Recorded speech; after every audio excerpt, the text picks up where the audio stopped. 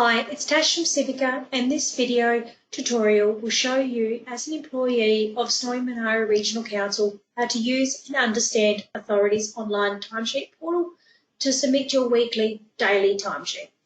If you supervise staff and manage their timesheet approvals, there is an additional video that will go through the process of approving the timesheet and sending this to payroll. In addition, Authority will send you, as an employee, an email advising you that you need to submit your timesheet at the start of the week, and will remind you throughout the week. Timesheets are required to be submitted on your last working day of that week.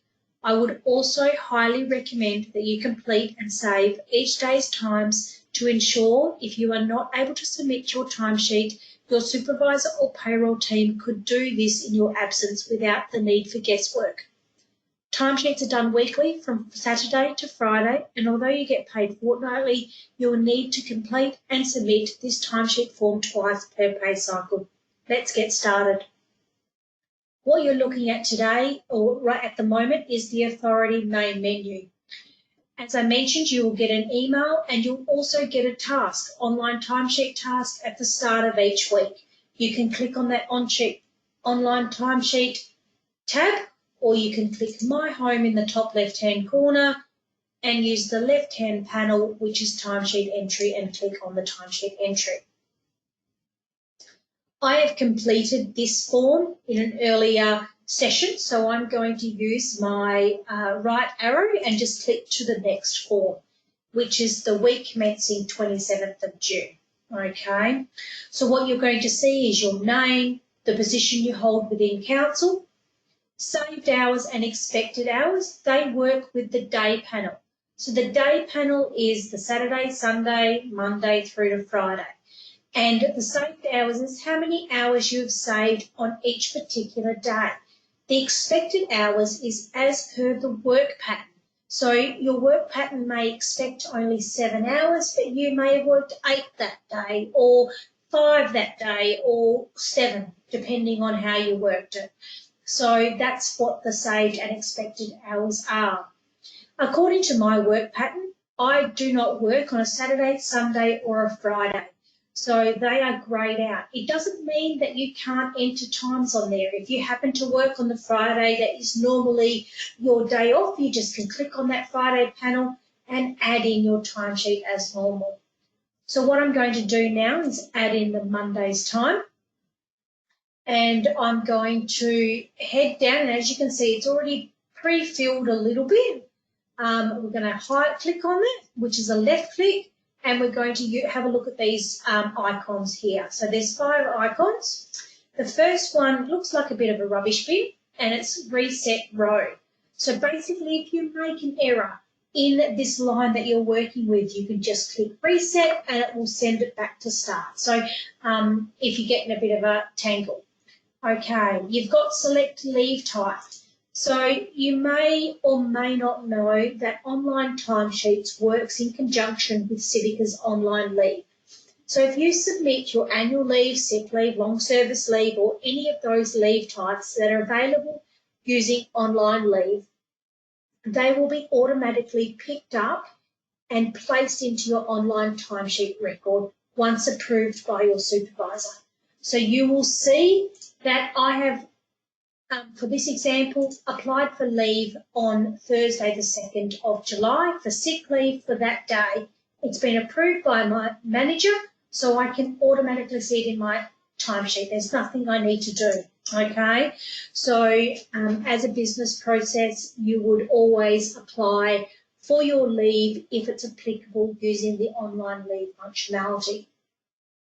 If you can't for whatever reason, then you've got these leave type button here. So you're going to click on that and you could choose one of these options. So time in lieu taken, flex taken, sick leave, family leave or annual leave.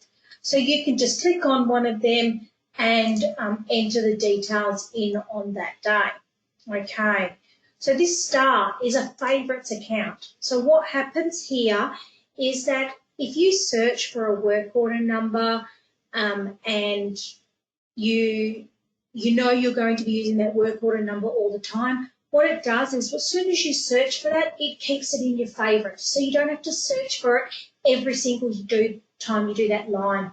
You can just simply click on that star, click on the work order number that you like, and then away you go. It's already in the details. So I'm just going to click Reset Row because I want to get back to the start. And then what you've got here is comments. So I'm going to now, I deleted that even further, so I'm going to put in a work order number, and I'm going to click the fourth icon, which looks like a speech bubble, and it's for comments. So what this is that these are comments you want to send to your manager, and this will in turn be seen by the payroll team. So you would want to use this if you have higher duties, or if you have an allowance that you can't seem to claim, or something like that, okay? Something that is you want to let your manager know, and you want to let payroll know about what you're putting in and why you're putting it in, okay? So if we just go cancel, and then this search function is search for a cost account. So what it's doing, it is showing you on what cost accounts you can use. Snowy Monaro will use and cost to work orders, so you want to click work orders at this stage in that form. So if we click work orders, and what it says here, you can come down, you can either type in the work order number or you can type in the description. So in this case, I might type in the word park, and I might click submit. And it's like, what park did I work at? So I'm going to just put in Parks and Gardens Open Space 283. And what was that task that I was doing in that park? So I might say mowing, okay? And at this point, you would choose if it was salaries and wages or overtime. These are the two options that you would choose. So in this case, it's going to be just my normal hours code of salary and wages. So I'm going to choose my 300. And then what it's done is it's populated those details into the cost account. So I'm just going to tab to the next field, okay? And then what it's got here is it's now saying what rate code do I want to use. So this grade 9 35-hour entry, this is my pay rate that's currently on my pay system. I can't get access to any other pay rates. But what's going to happen is if you are on higher duties for that day, then I would suggest you use the OLT default, followed by a comment. And then, so what you would do is, say I was on higher duties for this day, it's saying OLT default, and what was the comment? So you're going to put in higher duties, completed duties for manager, something like that, okay? So you might want to put in save, and then tab through to the next one, save it again, it's just putting it, okay? We're just going to save that. My wife keeps wanting to save it. And then we might do the ordinary hours of 7 hours, okay? We can move along, and you can look and see if you've got any other hours code you want to use, but in this case you wouldn't. And then you've got allowances. So these are where you can choose your allowances. So on this higher duties, you may have needed on-call or kilometres or something like that as a different sort of hours code. You might have some travel. In this case, we might use a meal allowance. And how many of those meal allowances did I do for this day? Okay, 1. And then you would just enter through. It's not liking that. And then we're just going to save that record. So what it's done is, because I've completed the 7 hours, it has turned the day panel for Monday the 29th of June green, because green is saying it equals the work pattern, okay? Red is saying it is lower than the work pattern, so it's lower than the hours expected. And then if we go over, you'll see it turn to an orange colour.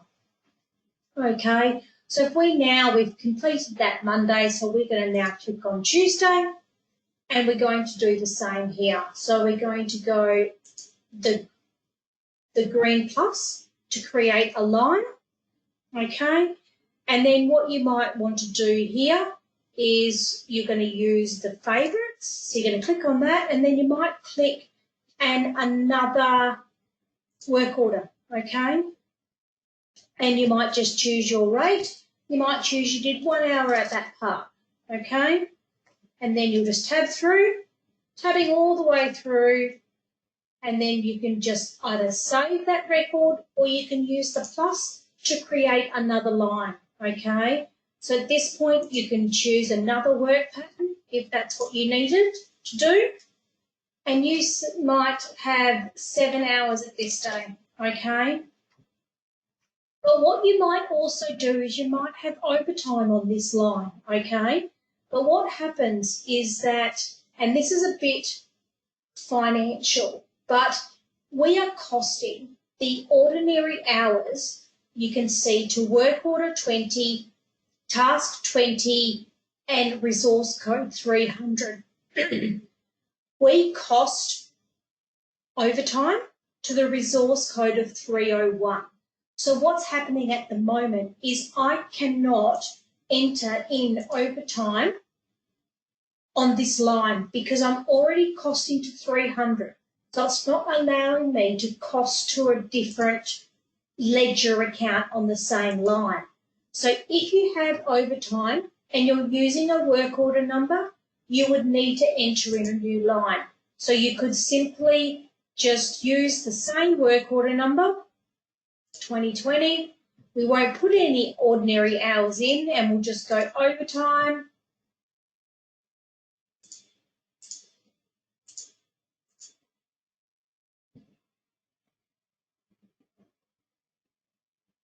No, wrong one.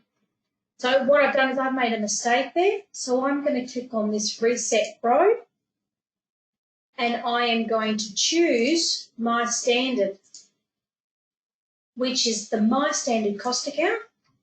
And then I'm going to choose my rate. I'm not doing any ordinary hours because I'm doing overtime. And I'm going to say I did 2 hours overtime on that day. So I'm just going to tab through. Not liking that zero.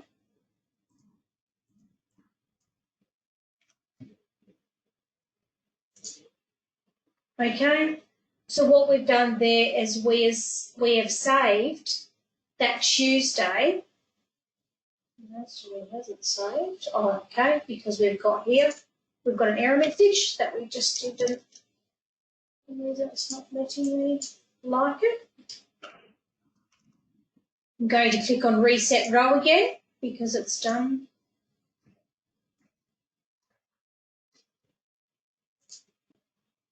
My standard.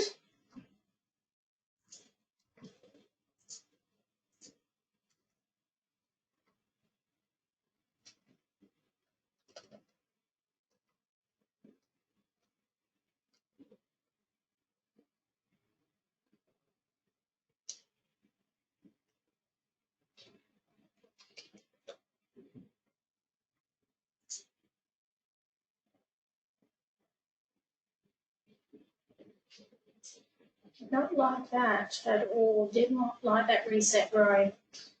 So I'm just going to get that out of that for now. I'm just going to come back up here.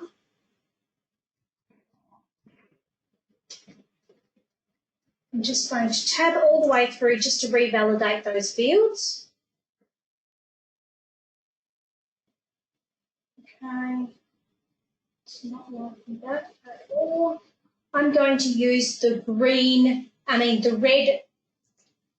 minus just to get rid of those fields. So I'm just going to put my highlight where I am and go minus, and it's taken that line away. So what we can do now is we can do 7 hours here. Okay, I'm going to do an add, my standard,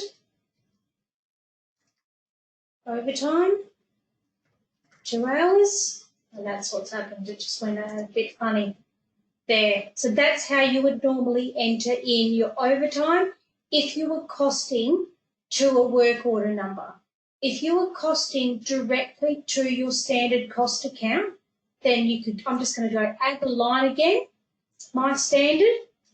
You could do 4 hours here and you could do overtime.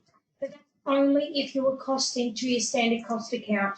And some of you will not be costing to your standard cost account. You'll be costing to where you worked on that day. So depending on your scenario, those are the two ways that you can enter in your overtime. Okay, what you can see here, because I've gone a bit crazy with those times, it's now put it into the orange at 15 hours, okay? So I'm just going to come in to highlight this one here, and I'm going to use the red minus just to take it away. And I'm just going to come back in here and revalidate that and go save. So we're back down to 9 hours, but still well and truly above the expected hours, which is what it is, why it's orange, okay?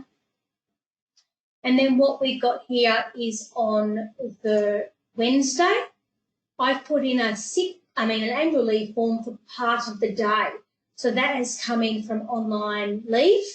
And what you can see there is correct. So all you want to do is you want to add in another line with your next lot of days. Okay, so you're going to go my standard, and we might do 4 hours. We're just going to make this one nice and easy. And we might have, might be on call. Weekday, just those are the options you can choose, and the number of on-call, and then we're going into save. Okay, so that's what you've got there. So we might work on a Friday, and we'll go and enter in some plant now. So we're going to use the plus symbol. We're going to come over here to our favourite accounts, okay, and we're going to choose a Berendale Sport. We're going to do 5 hours at this oval.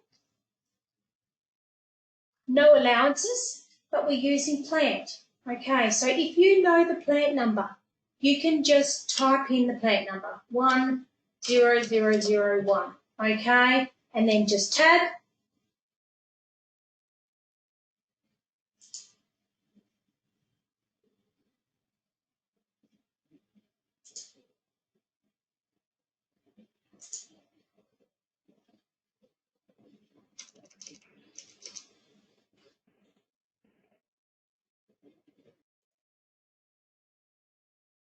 Okay, just to take off where we left off. So what we're doing now is that we're putting in that cost account, because we're now putting in plant on the Friday the 3rd, which was our non-working day. So I'm putting in my cost account, and I'm just tabbing through, putting in my rate, and I'm doing 5 hours on that day. Going to do no allowances, and then my plant. So if you want to do, there's 2 ways you can put in a plant. If you know the plant number, you can just do a / followed by the number, which is in this case 10001, and then tap, and you've got the usage code. So it's active, on job, or standby. In this case, it's active, and then you want to do how many hours you did for that plant, okay? And then you want to add in another line. And you might do something like another work order number. And I might try that work order number. And I might do 2 hours. Tab, tab, tab, tab. We might try a plant number that is linked to hours per kilometres, things like your vehicles and lease backs. So you might want to put in your plant number. We can just go / 10220, tab, tab, and then we're going to do active, and it automatically comes across to the plant hire. So we might put in here 52 kilometres, okay? We're going to add in a new line, and then we might choose another work order number and give you another option of finding your plant. So we might just do 1 hour, tab, tab, tab, tab. You can use this search button here, plant account, You could type in your ID or your description. You could type in the word truck and then submit. And you might choose the truck that you were working on or whatever you've got. So you're going to choose the plant number, and then there is the number. So then if you tab active on job, and then we might do 1 hour, okay? So that is as simple as how you can put in plant if you are working with plant and if you are costing to plant, okay? So that's what you would do with plant. So then you've got 8 hours on that day, okay? We might, just because I need to just show you how we can do flex, okay, or time in lieu. So what you want to do here is I need to do it on a day that's on my work pattern. So I might choose the Monday just to see what we've got. This was our higher duties. I'm just going to return that down to 5 hours, and it will be in a second. Make very clear what we're trying to do. So what it's doing here is that I am not on a flexible work pattern, okay? So my work pattern says that I work 4 days a week, 7 hours a day, and I don't really have flex, okay? So what it's doing is it's actually not allowing you to submit your week, even though you've completed every day that's needed. You've got Monday, which is under your work pattern hours, okay? So you can see that the submit week is greyed out. You can't submit it, okay, because you're under. So in order to fix that, and if you're not on an automatic flex system, okay, in relation to your work pattern, what you would need to do is come into the ad, and then you would use your leave type, and you might say flex taken, and it might be 2 hours, and then just tab through. It's saying I don't have enough hours because of where I'm at, but let me see what I've got. Not a lot.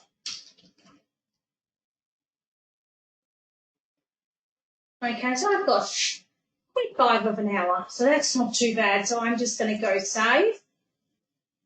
So what I would do here is I might bring this up to 6.5, so the system's going to like me. Might go save. And we're at Monday the 7th. And it's now allowing you to submit the week. So what I've done is I've only worked 6.5 hours that day, and I've taken 0.5 of flex, okay? That is you telling the timesheet that you are taking flex, okay? If you are on a flexible work pattern, and you can, and when I say flexible, according to your working roster or working system, you can work 8 hours one day, 5 hours the next, 9 hours the next. As long as you do your 35 hours for the week, your position allows you to be flexible, okay?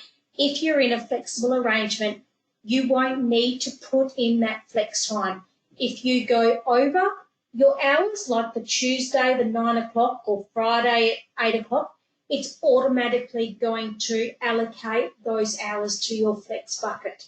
If you go, likewise, if you go under, it's going to automatically do under and take it out of your flex, okay? So just depending on if you're a automatic flexible work pattern or you're not, then that's the way you'll need to do it, okay? So those are the different options you can choose. But as we go open up Saturday again, and we're just going to go add. So just to confirm, you've got your cost account, so your My Standard, or you can choose a work code. You've got your rate, so you're going to choose your normal rate.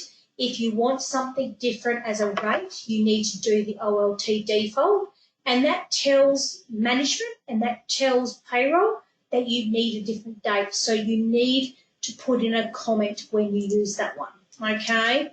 Same with the hours codes. There is an OLT default. If you need to do an hours code that's not in this list, okay, you need to use the OLT default together with a comment to let payroll know, okay? Once again, for allowances, there is the same thing, OLT default. If there's not something there, you need to put that in there, okay? And then you've got the plant, your kilometres and things like that, okay? So that's pretty much sums up entering in the timesheet. Once that has been done, you can now click on and go submit week, okay? It's basically saying your work pattern is 28 hours and you've entered 38 hours, okay? So you've done 10 additional hours on that week, okay? And what that's going to do is if you're on flex, that will put you into flex. It may pay you depending on how that works in your flex or whether you get flex or not. And then you're just going to go submit week once you're happy with that. And then that has been submitted. You can see up the top here it's got submitted. And then what that does is that sends an email to the person or your manager approving the timesheet, and it also sends them a request to approve that timesheet. So your manager will look at that timesheet, and if they're happy with it, they will approve it. If they're not happy with it, I would expect them to speak to you, but then they can unsubmit it, and then it will come back to you to fix it, okay? So then it becomes a submission again, and then an approval, and then once manager has approved it, it goes off to payroll. I hope that answers all your questions. If you have any other questions, please see your payroll team. Thank you very much.